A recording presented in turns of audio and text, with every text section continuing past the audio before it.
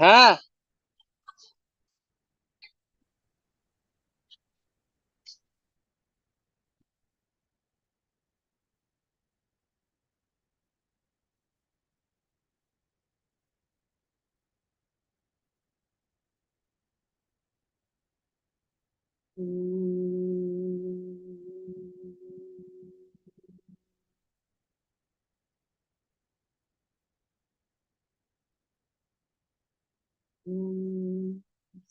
सहना भवतु सहनौ भुनक्तु सह वीर्यं करवावहै तेजस्विनावधीतमस्तु मा विद्विषावहै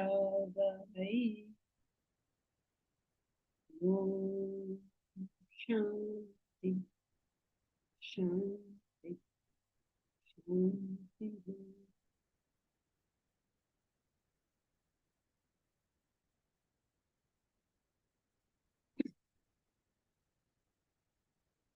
Together we chant Bhagavad Gita, chapter 12, verses 11 to 20.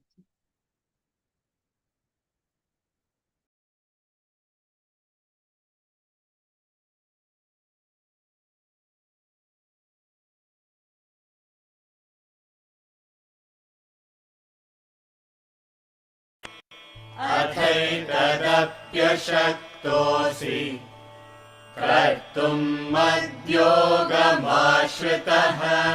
सर्वकर्मफलत्यागं ततः कुरु यतात्मवान् श्रेयो हि ज्ञानमभ्यासात् ज्ञानाध्यानं विशिष्यते ध्यानात् कर्मफलत्यागः त्यागात् शान्तिरनन्तरम् अद्वेष्टा सर्वभूतानां मैत्रः करुण एव च निर्ममो निरहङ्कारः समदुःखसुखक्षमी सन्तुष्टः सततं योगी यतात्मा दृढनिश्चयः मय्यर्पितमनो बुद्धिः यो मद्भक्तः स मे प्रियः यस्मान्नो द्विजते लोकः लोकान्नो द्विजते च यः हर्षामर्षभयोद्वेगैः मुक्तो यः स च मे प्रियः अनपेक्षः शुचिर्दक्षः उदासीनो गतव्यथः सर्वारम्भपरित्यागी यो मद्भक्तः स मे प्रियः यो न हृष्यति न द्वेष्टि न शोचति न काङ्क्षति शुभाशुभपरित्यागी भक्तिमान्यः स मे प्रियः समः शत्रौ च मित्रे च तथा मानापमानयोः शीतोष्णसुखदुःखेषु समः सङ्गविवर्जितः तुल्यनिन्दास्तुतिर्मौनी सन्तुष्टो येन केनचित् अनिकेतस्थिरमतिः भक्तिमान् मे प्रियो नरः ये तु धर्म्यामृतमिदम् यथोक्तं पर्युपासते श्रद्दधाना मत्परमाः भक्तास्तेतीव मे प्रियाः.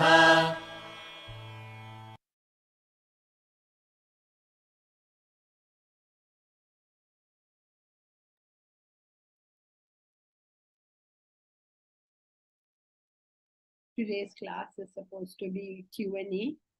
2 questions were there from last time. I don't know if you've sent any more, but let's do the ones we already had. Do we have any more than the 2, Bharat?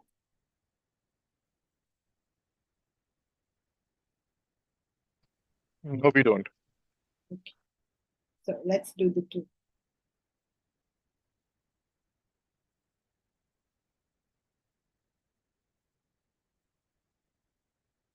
If I'm quoting you correctly, you had mentioned somewhere that Bhakti Marg is not recommended in this time and age because we don't possess the purity of mind that is an essential qualification for this path. Am I quoting you correctly? No.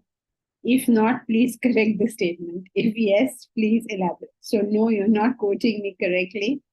What we had been speaking about that day, if you remember, that people are saying that the path which is recommended today is Bhakti Marg because the others won't work. That is what people are saying. To which the response was that it's not like Bhakti is any easier than the others.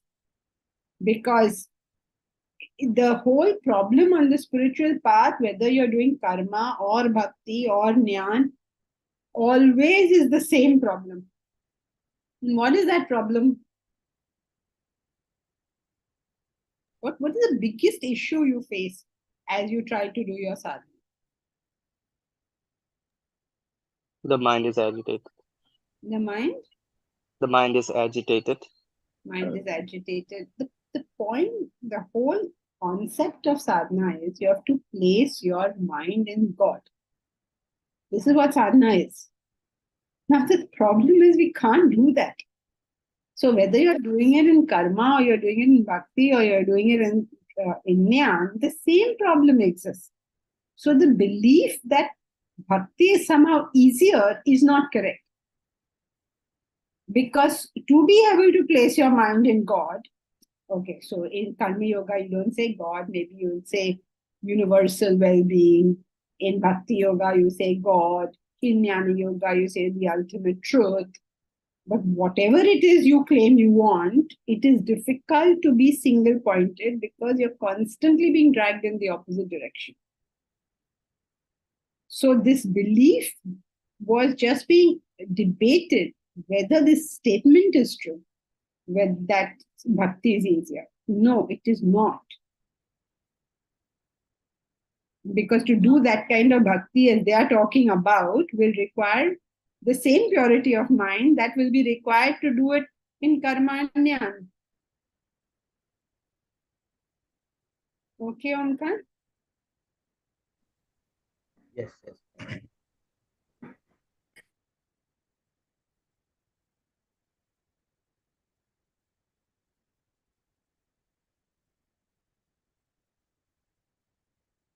I'm assuming from this that it's okay.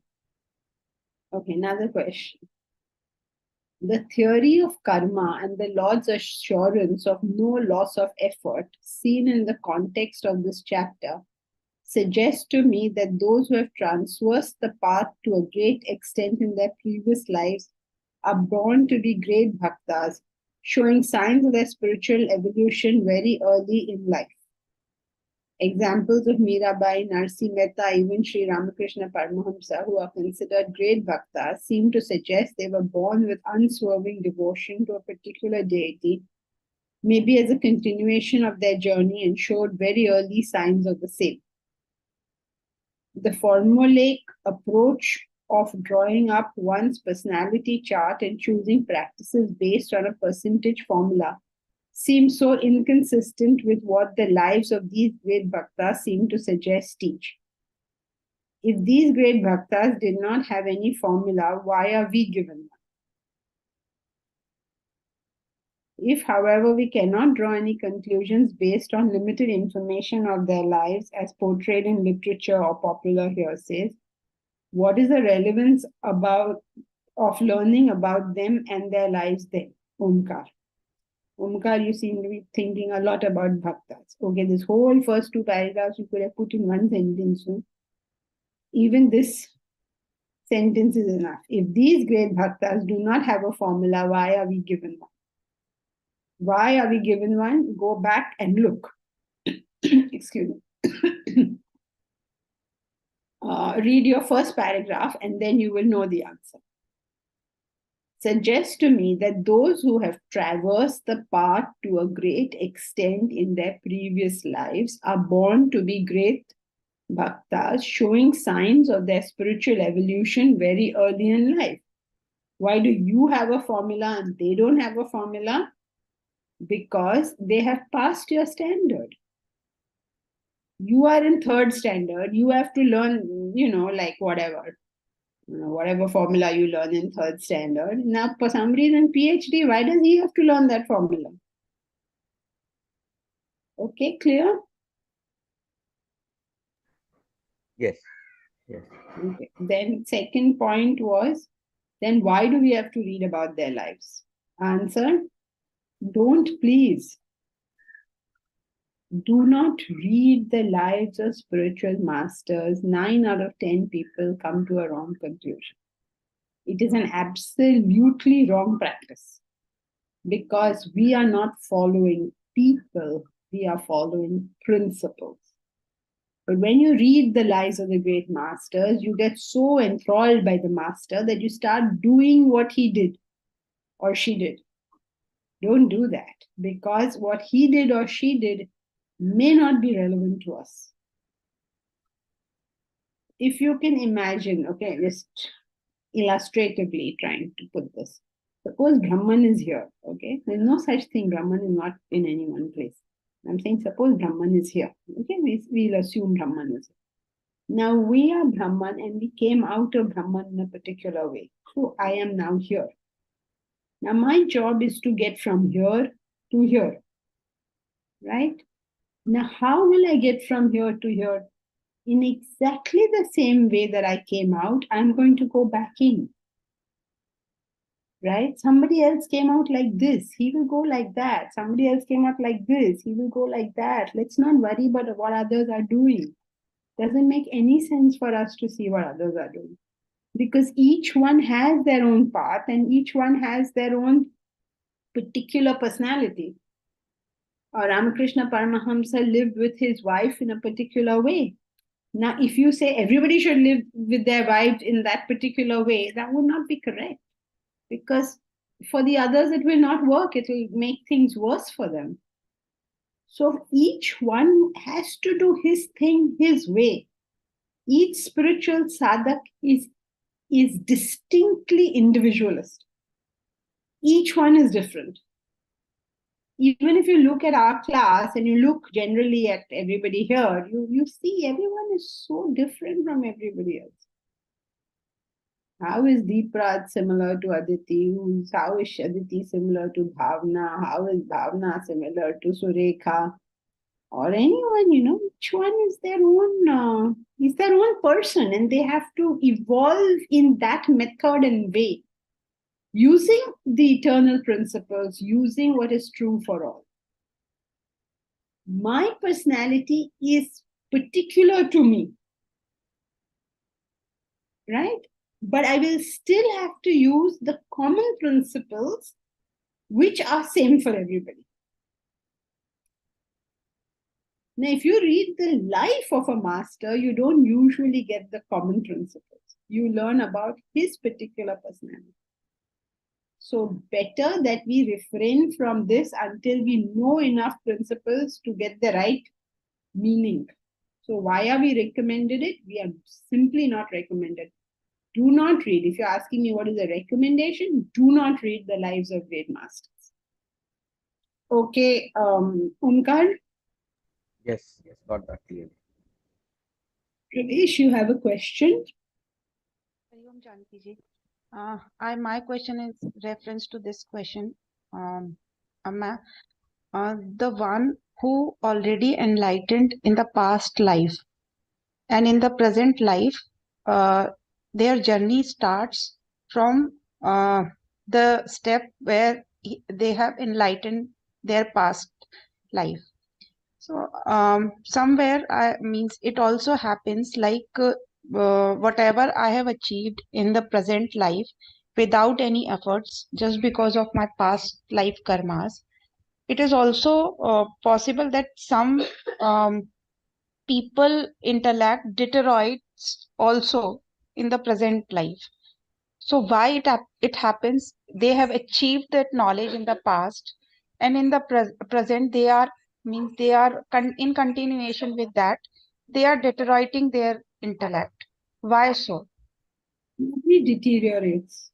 That never happens.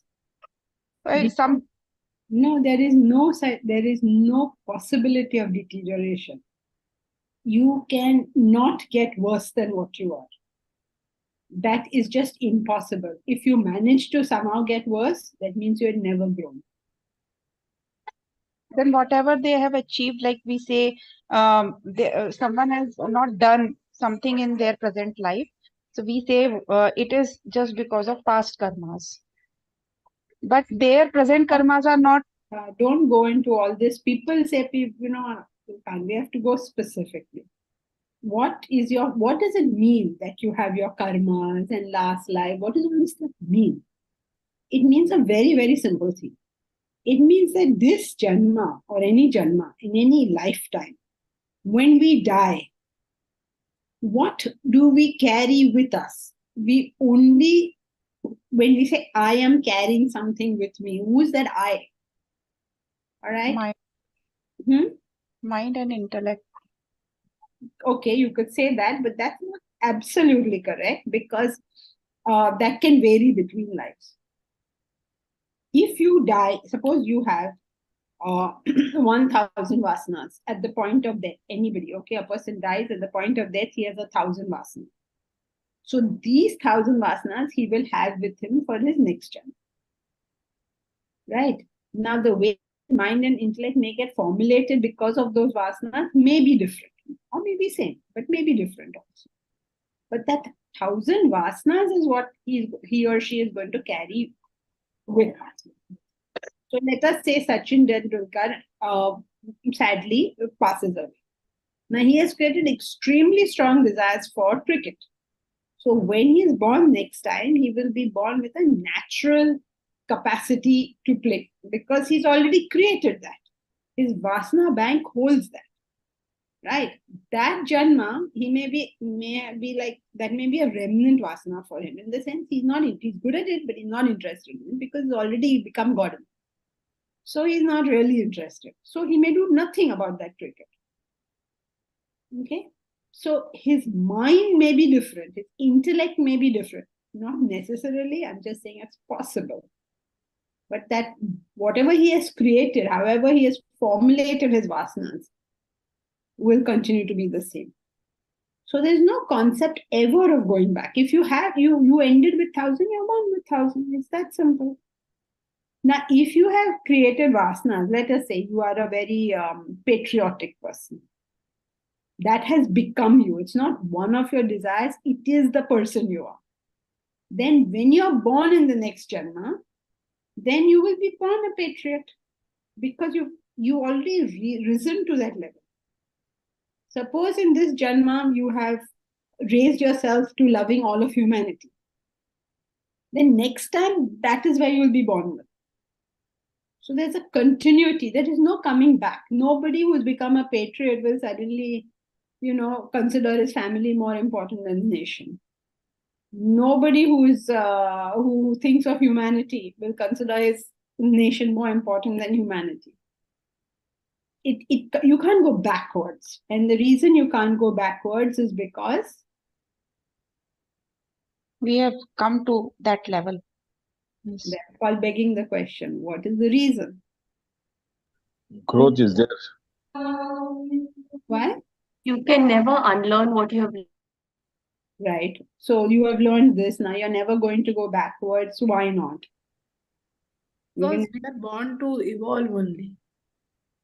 Because you're already at the level of. That is begging the question. You're only repeating the question. Because to learn something, you have to drop something behind you. Okay. When you have a higher value in life, the lower does not attract you. Yes. So why is it not going to attract you is my question. You don't have a desire for it anymore. Why do you not have a desire for it anymore? Because you've taken a higher desire instead. Got a better, you got better. Yeah, you So have. why is it? Yeah, you've taken a higher one and now you never go back to the lower because Growth, no. Janki ji, growth. You have outgrown the. that is all begging the question. What is this? Yeah, very good, Asha. Because you're experiencing a higher, greater happiness. You will never go back to a lower happiness. Nobody ever will do that. Why is it that today you have every capacity to go and play with the toys you are playing with? Right? Now, why on earth will you not go back and play with them? Because you derive no happiness from it. And why will you derive no happiness from it? Because you've already known a higher happiness. So nobody goes backwards. Once you've experienced the higher happiness, you can't go back. You'll fail at the higher, but you will not go down. Because you can't. Like suppose, for instance, there's a girl. She fell in love with some boy. Then that boy treated her very badly and she's heartbroken. Will she go back to playing with her dolls? She'll never do that. She will be heartbroken with the whatever her love affair or whatever, but she cannot go back to toys. You can't say, oh, my toys were so good, I'll go back and play with them. No, cannot be done. Okay? So you can't go back. If you do go back, that means you've never grown up. Because it's impossible. Nobody who's grown up can go back. Okay? Thank you. Thank you, ma'am. Janki ji, one observation. Generally, you would have started to answer Parvesh's question with what is wrong in your statement. And I thought she started the question wrongly, that those who were enlightened in their previous lives. So just curious, why did you not correct that statement? Forgot about it. Oh, is it? Okay. Yes, but you're right. But then later on, as she was speaking, you see, everybody uses language differently. She, in this conversation, was trying to use the term enlightened as growth. Yeah, I too realize that, yes. So she did begin with that wrong thing, and I was going to point it out, but then later on in conversation, it seemed that was being used in the sense of growth. But you're right, I should have mentioned that, just for the sake of keeping us all on the same usage of language so that we can all talk to each other properly. But the other thing is that also we, especially when we go out in the world, people will not use our language. So we have to understand also how another person is using a word. And that is also an important part of our education. This is the problem with Vedanta education. Everything you learn, you spend all your time unlearning it. The big problem it is. Be precise in your language. Don't use any other word. Don't use that word to mean anything else. Okay, by the time you figure that one, then they'll tell you, No, you must be able to understand how somebody is using a word. So yes, I can understand the frustration of it all. Anything they tell you, they'll change it later on. Instead of enlightened, I should have to use someone has achieved the higher, Spiritually evolved. higher, Yes, spiritually evolved. spiritually evolved. Or evolved, or growth, or any of these words, because enlightened, as we're using it here, means the absolute realizations. Moksha. Thank you. Komal, you have a question? Yes, ma'am. Just wanted to understand the difference, like when we use enlightenment and liberation.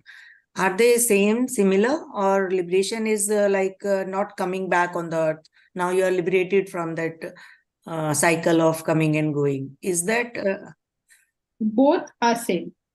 Whether and you're enlightened, or you're liberated, or you have moksha, or you're self-realized, or you have achieved oneness with God, all are synonymous terms, exactly the same. but like if it comes to the mind, if you are one with God, then you will not come back to the birth again. And enlightened also means that only. Yes. Okay. But understand, what does all this mean? Why will you not come back to earth again? If you have enlightened, or you are liberated, or you have moksha, or you're one with God, why will you not come back to earth again? Because you have no vasanas now, like you are liberated from your vasanas. Everything is over. Yeah. So where do you come and where do you go now? All movement. There are no karmas to be cleared, maybe. There are no karmas to be cleared, don't say. There are no vasanas left, or there are no Vasanas left. desires left. All movement happens because of a desire. How do you know that now you don't have a desire? Like any sign of it? Like you are at peace with whatever is, and you are not wanting anything. Is that so? No. Right. When to know that you have no desire means that you have known God. You have known God. Yeah. Because God is perfect. Not because God is perfect. God is just a name. Perfect is Like a name. that, and that state. Go by causal relationships, then you cannot go wrong. There is Brahman. Okay, you and I and all of us are that Brahman. truth. We don't know this. It's covered by vasanas or desires, whatever you wish to call it. Yeah. Covered. Now, what has happened when you're enlightened means you have removed this covering. Those desires, those vasanas are not there. So, what is there? There's only Brahman. Brahman is all pervading. Now, where are you coming and where are you going? There is no movement. Right. Thank you. Momita. Greater, higher happiness means fewer desires. So now we cannot acquire more desires.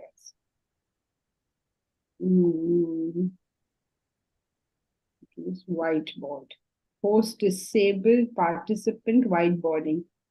Host, can you please enable participant? Yeah.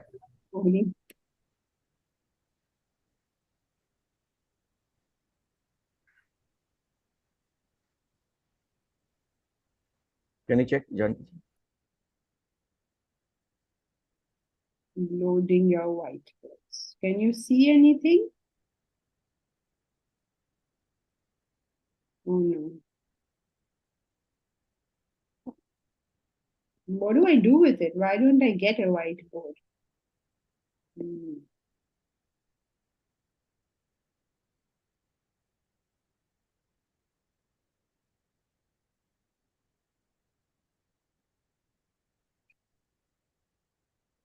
Can you all see this or you can't see it?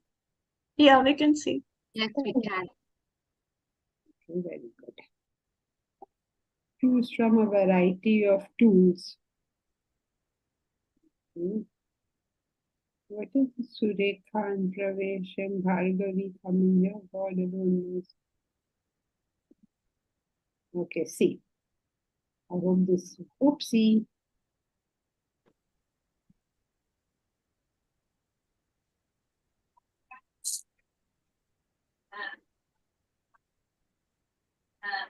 कमला मेरी class चल रही है.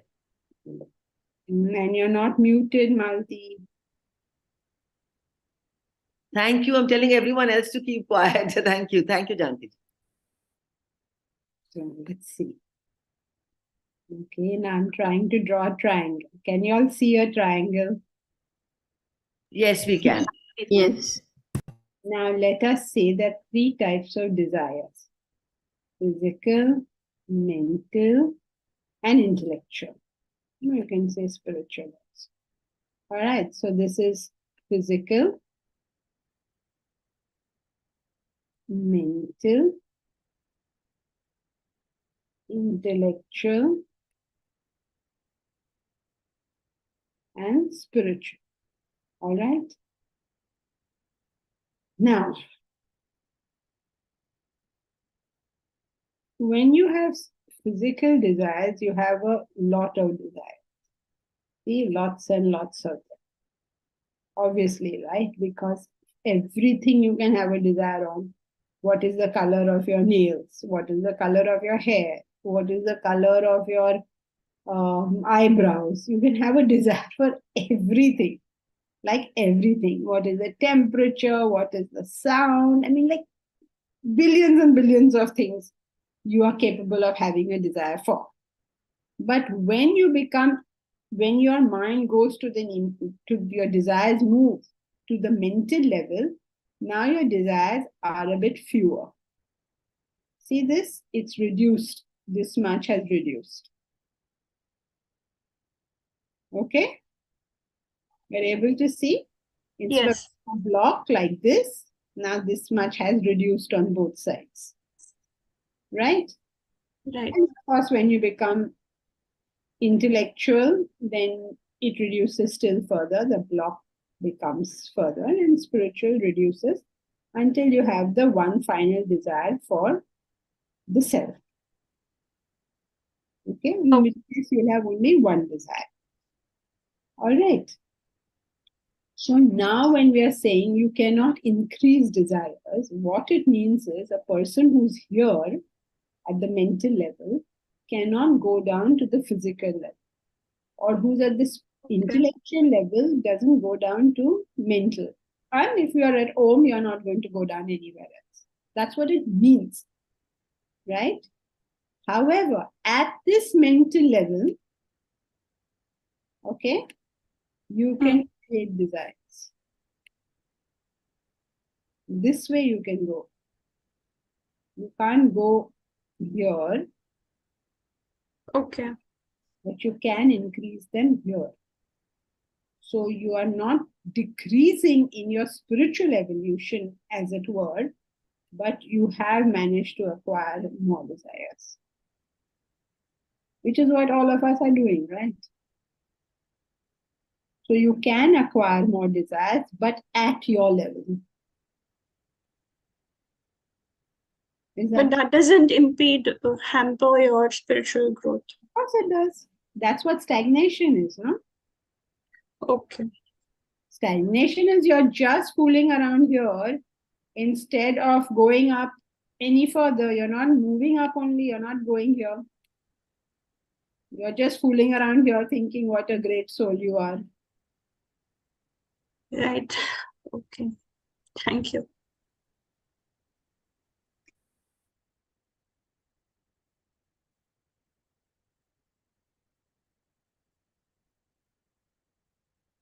Okay, we managed to use the whiteboard today somehow. All right, clear? Yeah, Deepraj? Yeah, so the bhakta, he also has to go up, rise up from mental to more intellectual and then spiritual. So is for the bhakta like the transition from mental to spiritual very fast? That's why you don't see it, or what? Same thing. What is intellectual desires? Intellectual desires is not just is not about maths and chess and things like that. It's not like a bhakta will suddenly start playing chess or suddenly take interest in maths. That's not what it means by intellectual desire. It means ideals. When you're working for something beyond what you can see physically. See, the mind can go only to areas known, right? So the mind can initially love only people it meets. But the intellect can conceive, right? The intellect doesn't need a story to tell you how much somebody in Israel or Palestine might be suffering.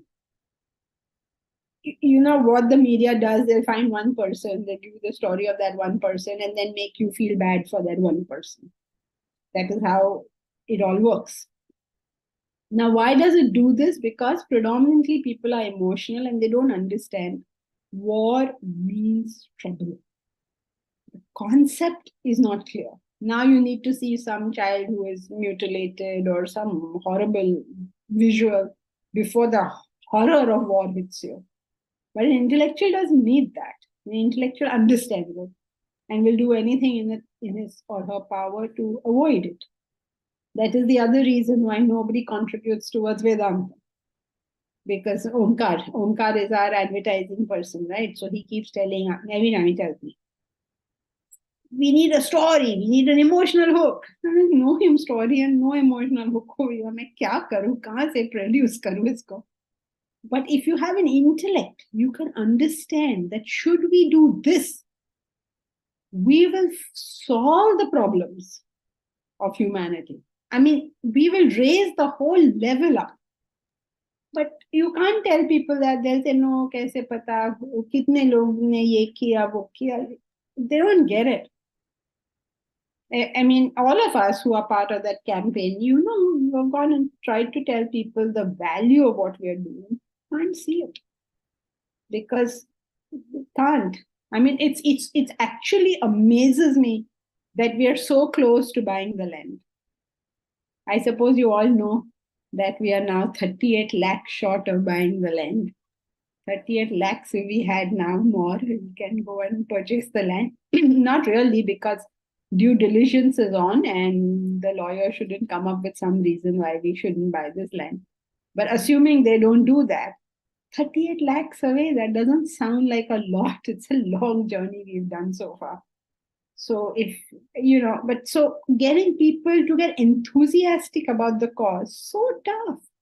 They don't get it. They say, oh, wo bhooka bachcha hai, usko kuch dete hain. They don't get it that once you do this, when you spread the knowledge of life itself, there won't be bhooka bachchas. Don't worry about this particular one. Not don't worry. Please give him food. But the thing is, if you can understand it conceptually, then you don't need those stories and all that stuff. So Bhakta gets it.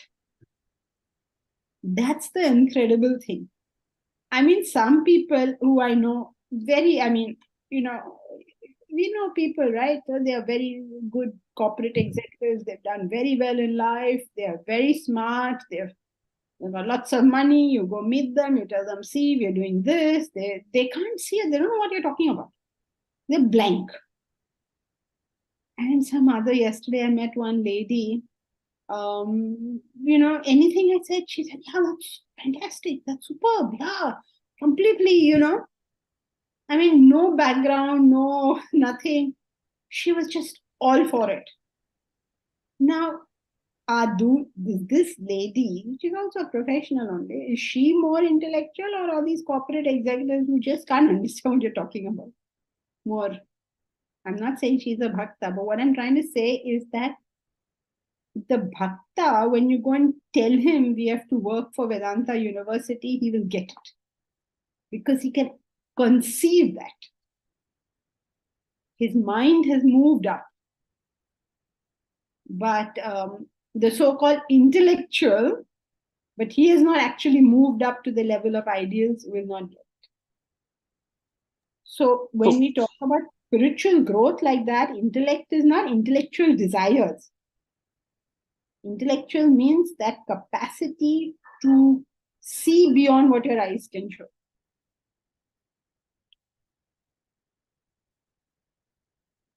So you get it. I mean, I know so many people who are, or take Sri Ramakrishna, for instance. the Vivekananda, who was definitely more intellectual, said the greatest intellectual I know is Sri Ramakrishna. How come? How can he make a statement like that? Because the bhakta, having grown, he gets it. Okay. But how does he get it when he? Because getting it is a function of lowering of desires.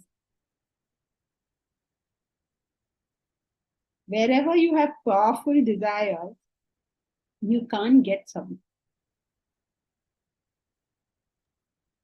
Ma'am, can we say that bhaktas will have high intuitive power? That is also. Yeah, you could use another word if you like, but what we're trying to talk about is their capacity of comprehension or discrimination, or you want to use the word intuition, that's fine. But when we talk about having grown from emotional desires to intellectual desires, it's the comprehension of going beyond my family and the people I know and my friends and my relations, that kind of thing, to be able to understand something more. Like a bhakta may understand ecology, for instance. Not that he understands ecology, but he understands the need for sustainability. He gets that basic concept. Is that the difference I'm drawing?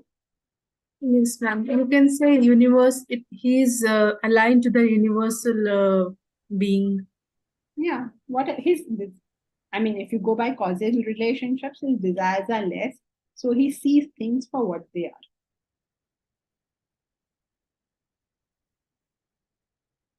Bharat, is it subtle intellect at play for a devotee then?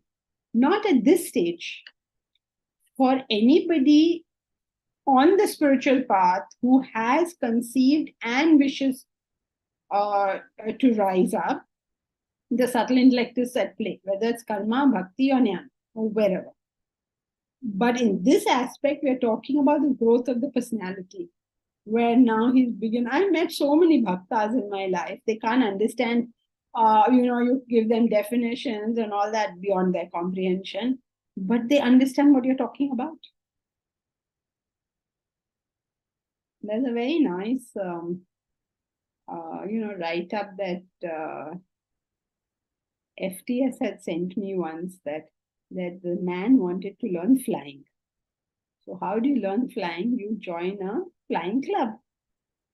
So he would join a flying club. So that man joined a flying club. And in that flying club, they had all the diagrams and they had a lot of discussions about flying and all. But nobody ever got onto a plane and actually flew. So he was with them for 6 months and he would say, when are we going to fly? And then, no, we are just discussing. And, our club has all these rules and blah, blah, blah. Basically, nobody there flew. So he left the club, he joined another club. This club said, we are better than all the other clubs because we actually have an aircraft of our own. And every time they'd have the meeting, they'd have it in the aircraft, they would do puja to the aircraft, they'd love it. And they were very proud of their aircraft, but they also never flew. So finally, the poor man had to give up and not join any more flying clubs. This is exactly what happens in the spiritual path, what Khalil Gibran talks about. They talked about and about. I came out of the same door I went. So, subtle intellect is at play insofar as you know what you're here for.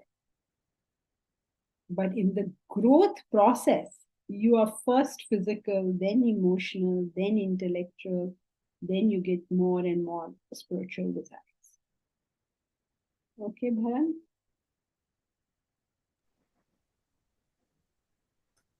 Janki, I have a question with regard to our argument in favor of the university, that when we create people who are thinkers, we bring about less suffering in the world overall. I'm always curious to know this, that human suffering overall hasn't reduced, although right from Krishna's time up to Buddha and whoever came after him, they all taught us all these great things. But the quantum of suffering has never reduced. I mean, people are not happier today than they were earlier. So why this has happened? Because you don't listen to what the masters say. It's the same thing like going to a flying club, talking about and not doing what is required to be done. Same story it is everywhere. That's why that story is so nice about this man trying to go to the flying club to learn flying. What is the use of the master coming? For the one who wants to learn, the person will learn, regardless of whether there is a master, there isn't a master. That is Ekalavya. Doesn't matter whether there is a master or not, because you want to learn. Otherwise, you could be going for class after class and never learning. So it is not up to the masters, it's up to the individual. Now, why has the sum total not decreased? We don't have to answer this question, because we have to answer the question, why has the sum total increased? Suppose I ask anybody in this class today that we have got so much development which has taken place in the world today. The fact that we are all over the world and yet able to talk to one another, what kind of development is this? Fantastic, right? Somebody in London, someone in Kyrgyzstan, somebody wherever, like all over the place. And we are all in conversation with each other. So much development that our great-grandfather could not have dreamt of it. Forget had it, could not have dreamt of it. And if I were to ask you right now, do you think, therefore, we are happier than our great-grandfather? Who will make that statement? We are happier now. Almost anybody across the board will say, no, things are much worse for us. Across the board, everybody. So we don't have to answer the question, why isn't sorrow decreasing? We have to answer, why isn't it decreasing? Why is it increasing? With all the support we are getting. So, because one aspect of human development is simply not looked at all. It's like you got a car, 3 of your tires are super, but the 4th one is a puncture, or it's not there only. And you're driving and saying, oh, I got such super tires, why isn't my car going fast? Really, what happened to the 4th? It needs all 4. Therefore, we have to add this into the equation. Otherwise, things will get even worse. There are two wars going on. When will we wake up? When will we realize that we need to do something? What horrible thing now needs to happen for us to wake up and say that, look, we got to get this done? What is that horrible thing? We went through COVID. We've gone through 2 wars. We've gone through all sorts of madhouse. Today, at any moment, you and I, any of us, and anybody of our family can simply be blown up by a bomb. For no fault of ours. We went in the train station, somebody blew it up. We gone in America, your situation is even worse. Anybody come into your school and start shooting. Like, what has to happen before we as humanity wake up and say, look, there is, no matter how good we are doing, there is something not being done. So Omkar, they could not help us because we could not help ourselves. Here is an attempt to create something where people would be able to help themselves. Even if few people do it, just a few, just a handful, it will save this world. It's not going to become golden age or something. At least we will survive. This way we are not going to survive. It's a very, very bad situation. Janki, that's exactly my question. Let's say when Buddha came, he did have followers, and he did give his knowledge to quite a few, and even they could not save the world. So So what are we really doing actually? It's something like this. Imagine there's a pendulum. Okay. Now, when you do nothing, you're taking the pendulum towards the negative side. When you do something, you're bringing the pendulum towards the positive side. That's all you can do. Eventually, let us say, now we start this, okay? And for 300 years, let us say, people continue it. Okay, we'll have dragged the pendulum this side. After some time, people will not continue it. Then again, the pendulum will go the other side. But now, if you just let it go this side, this side, this side, until you wreck the whole thing up, it's too sad. It's just too sad. It's not like you're going to get to golden age and it's going to stay there forever. No, but every time a great Mahatma came, people were benefited. The world was benefited. I don't know if you see that it's not black and white in the sense, it's not black and white in the sense, when things get bad, it can get so bad. Then don't talk. Then don't say, oh, when will God come and release us? Don't say all this stuff, because when you had an opportunity to do, you chose not to.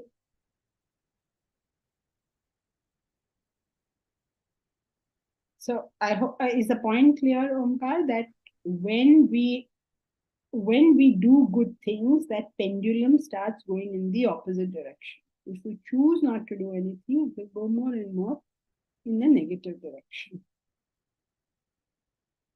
But it will not always continue, because somebody or the other is going to choose to do something. The time will throw up the people. Okay? There's one more question, Janki ji. Shall I put it up? That's the last one. Momita, does the bhakta get it because wrapping the heart around an idea provides clear perception than wrapping your head around it? No. The reason that the bhakta gets is because his desires are fewer. Suppose I go to somebody and I tell them, see, give me 2 crores. Now that person doesn't want to give me 2 crores. So what will that person tell me? They will say, give me all the reasons why I should not get 2 crores. That's what he'll do, right? So it is the reason we don't see it is because our desires are impeding us. Nothing else. There's nothing else to it. But then, Janki ji, both the bhakta and the jnani are on the path of spiritual growth. One is using the emotions, the other is using the intellect. Mm-hmm. So then how come the one who's using the emotions has fewer desires? No. Sorry, that's not what it means. It means 2 people at the same level will understand the same thing, regardless of how they reach that level. Whether he reached it through karma, or he reached it through bhakti, or he reached it through jnana, he will understand that, because he's at that level. Imagine 3 people are climbing a mountain from 3 different routes. Okay, they're climbing the mountain. Now, when they reach a certain level, okay, where they meet, their view is the same. What they can see will be the same. It doesn't matter how they got there. But then why are we saying that the bhakta has fewer desires? Fewer than what? When he has fewer desires, he will get it just as much as the jnani with fewer desires will get, or the karmi with fewer desires will get.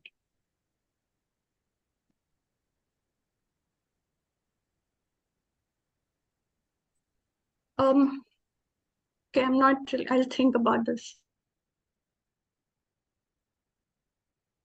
Like the example you gave about the person who just wanted to fly the aircraft, that is the bhakta. No, that is the spiritual sadhak. The spiritual sadhak wants to get to his goal. Everybody else are just talking and talking about it. They're not dedicated to the goal.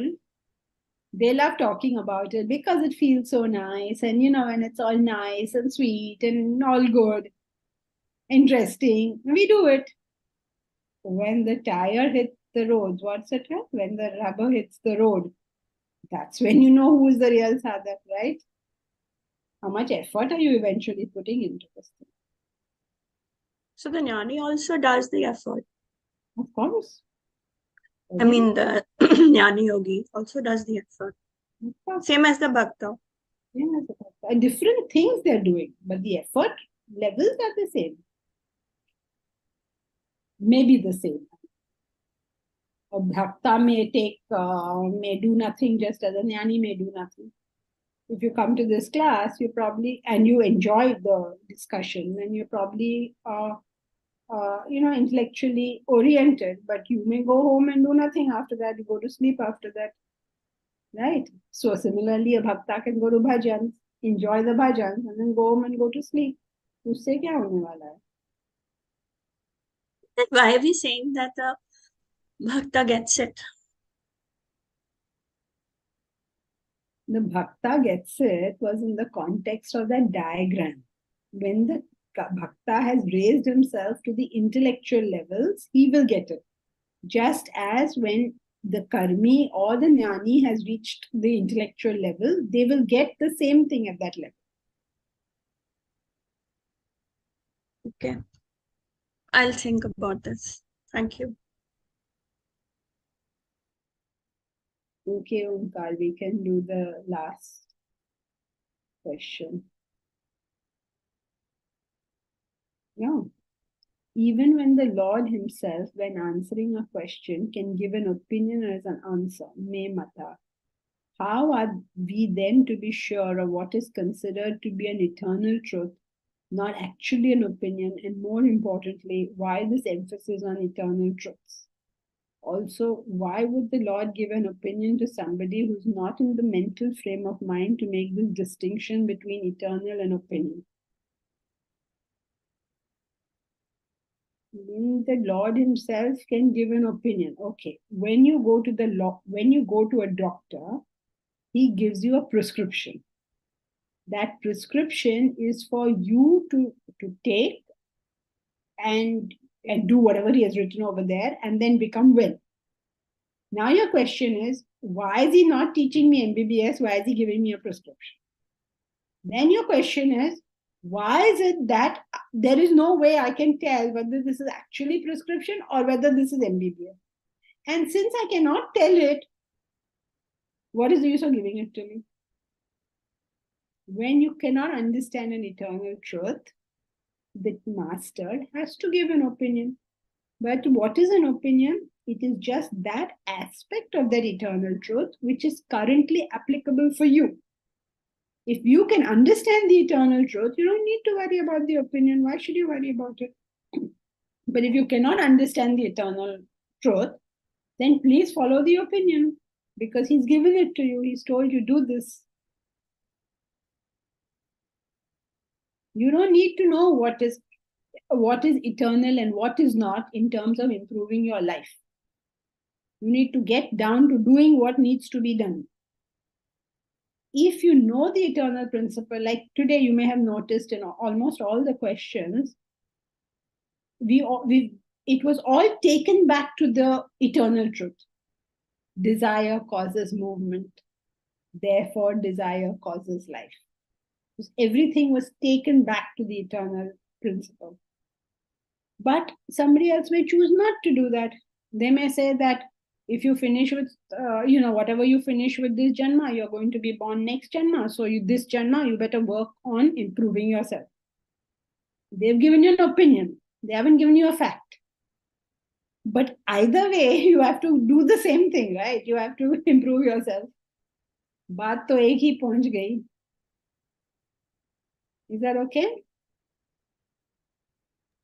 Yes, thank you so much. So today also we don't seem to have had much time for summary. We can do a short summary. The chapter 12 contains 3 ideas for us to know. The first idea is, should we do formless worship or worship a form? Excuse me. Krishna suggests that we do form worship. Why does he suggest that? Because a person who's capable of formless cannot ask this question. It's impossible. If you are the type of person who will be able to associate with the formless reality, never will you ask the question, should I worship a form? Just as if you are suppose somebody comes to you with a newspaper advertisement which says there's a place in Hindustan Lever or Lever Brothers for the job of assistant manager and the job of CEO. Which job do you think I should apply for? What is your answer? You please. Peon's job. Peon's job. Okay. You please at least go for assistant manager, because CEO level will die, will not apply for assistant manager. You won't do it ever. So the moment you have raised yourself, the question cannot come. Okay, will you ask, suppose I ask Bhavna, or suppose Bhavna asks, do you think I should take admission now in Symbiosis school of management, or do you think I should go to KG class? Will she ever ask that question? Bhavna, will you ever ask me, do you think I should join KG? Impossible, right? Her only question is, shall I do management, or shall I do psychology, or shall I do Vedanta? What shall I do? What should be my next degree? She'll never say, should I try for second standard exam?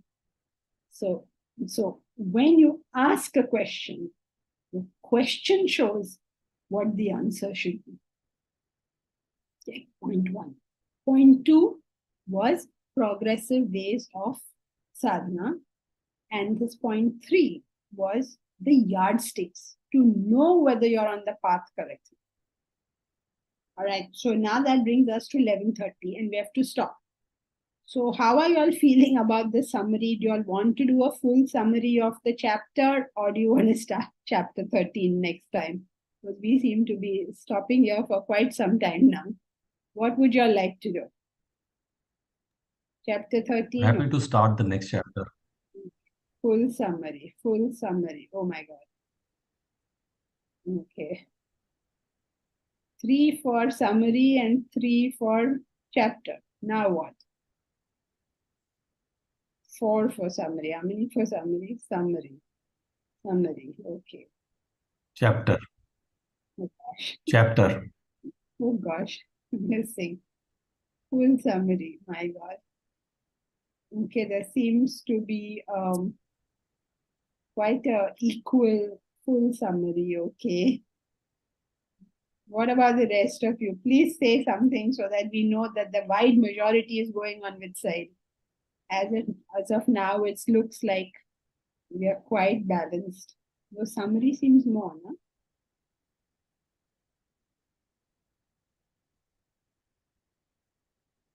But who is keeping track? Bharat, what is more, summary or summary? New chapter. Looks like summary is more, just on the face of it. Summary, next chapter. Okay, looks like it's full summary next time. Okay, we'll do summary next time then.